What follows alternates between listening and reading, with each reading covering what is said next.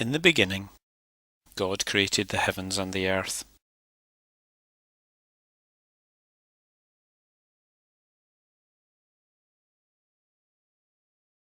God saw the earth and loved the people he had created, so God wanted to tell them about himself. To understand the story of God's word to us, we must go back around 3,500 years.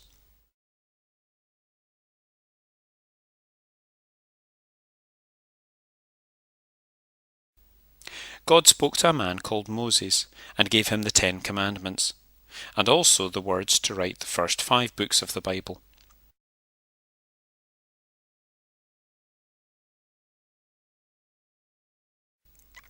After Moses, God spoke to his people through wise men like King David and King Solomon, and prophets who preached God's word. Their writings make up the rest of the Old Testament.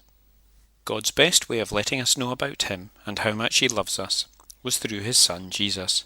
So 2,000 years ago, Jesus was born in Bethlehem.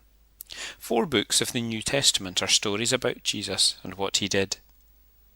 Most of the rest of the New Testament is made up of letters people wrote to each other about Jesus and the difference he makes in our lives. In the 13th century, people wanted to make it easier to find different bits of the Bible, so they started to use chapters. Then, in the 15th century, a Jew divided the Old Testament into verses. In the 16th century, the New Testament was put into verses too. For most of the past 2,000 years, if you wanted a copy of the Bible, you would have to read Latin and have someone write you out a whole copy by hand. This would take a monk about 10 months' work full-time.